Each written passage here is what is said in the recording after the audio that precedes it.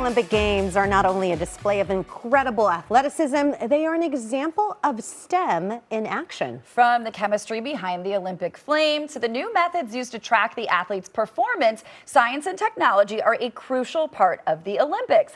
Dr. Olivia Castellini joins us with the new ways that technology is being used in this year's Games. Thanks for being back. Thanks for having me. Yes, we're so excited. Okay, so next to you is the beautiful Olympic torch that I've created.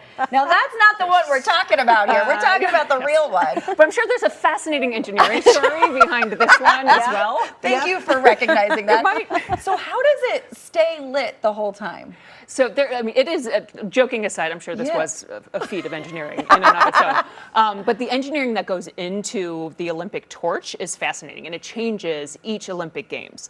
So for Paris, the big focus of the Games is reducing the carbon emissions. Oh, okay. And so that started with engineering the actual structure of the torch itself. So they used reclaimed metal and a more green process to actually manufacture all of the torches. Because there's several hundred of them. There's 10,000 people who carry the torch from Athens all the way to the Games in the Cauldron. Wow. So when you think about what the torch has to go through, it has to be handed off, it has to be light enough to carry, it has to stay lit. If it's raining, if there's a wind gust, it can go in the Athens Olympics, it went underwater. And so, so it went underwater. And it stayed lit? And it stayed lit. And so there's a lot of engineering that goes into like the chemistry of the fuels even. And I love, like Snoop Dogg is like the perfect ambassador for this. Because when you're talking, if there's anyone better to talk about like chemicals and combustion, it's probably Snoop Dogg. And smoke. And it's smoke. And sort of, so he is a pioneer and an example, an ambassador for science in your everyday life. But the torch is actually, the flame needs to stay lit. And so typically it's been used as propane or a butane-propane combination. And that's what kept it lit underwater. But in Paris, this time they're using a biofuel for the first time. Because it's burning for a very long time. And you know, propane, it lets off a lot of gas and carbon emissions, CO2 emissions when you burn it.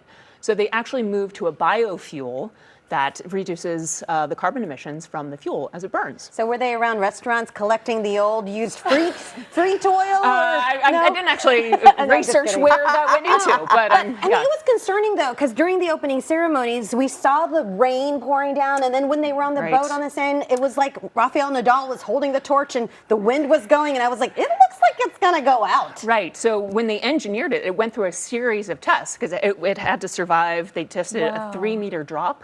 Because if you're handing it off, if it gets dropped, if it went overboard into the Seine, it needed to stay lit.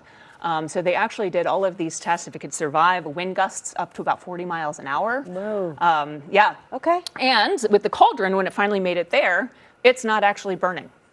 Have you heard this? No. Yes. So the cauldron in Paris, again, to reduce the carbon emissions, it is actually a water, mist, and light. So they lit it.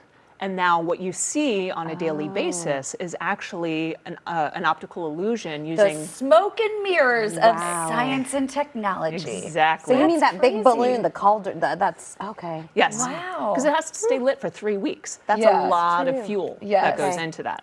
Right. So they made a modification and made a choice. I think there's a small flame that's burning, so because the flame has to stay lit for the duration of the Games. Right. But yeah, so in order to keep those emissions low, they made some adjustments and engineered an effect for that ring to stay within their projected targets. So cool. So tell us about the new technologies being used to kind of capture all the action and analyze. So here's where like my, I guess, not even inner nerd, outer nerd comes out. But we've been watching a lot of particularly swimming and gymnastics in my house. And I think if I mention the underwater cameras to my 5-year-old one more time, she's like, Mom, I see it under there, like enough, like I've had enough. But yeah, so when you think about these races, the photo finish, these things are so close. So the race the other day with the 2 American swimmers, they came within 10 milliseconds. Wow. That is literally 10 times faster than it takes you to blink your eyes. What is a millisecond anyway? How is a second divided into milliseconds? Right, it's 1/100th of a second. So, right. And so one of the things, so they rely on sensors as well as cameras. So one of the things that they upgraded this year is cameras that go at 40,000 frames per second. In the previous Olympic Games, it was about 10,000 frames per second. Wow. So using all of these, I mean, these finishes are coming like literally in a fraction of a heartbeat. Their hands are touching. And so all of these technologies enable them to really understand just how amazing these athletes are and how close that these finishes are. And then we also saw that some of the athletes' parents are being put on heart monitors now, like even just enhancing the coverage of the games. Yes, so and I think it's Haley, the gymnast. Yes, her father was wearing a heart rate monitor during the preliminary rounds, and I think his heart rate went up to about 180 BPM. Yes, and so it's like he was sprinting with the Olympic sprinters the entire time, watching his daughter perform, which I thought was just such a sweet validation of like all the investment that these families have, and that none of these athletes are actually going into this alone. But we can use science to prove how much he was actually supporting his daughter. Absolutely. It takes a village, and we need a medic standing by just for the parents, you know what I'm saying, just in case, you know. But thank you so much for being with us, Olivia. We really appreciate this. This is fascinating stuff. For more information, you can head to msichicago.org or find them on Facebook, Instagram, Twitter, and TikTok. You got to come back again. We love this. We learned so much when we were here. Science in everything. So. Yes, thank you.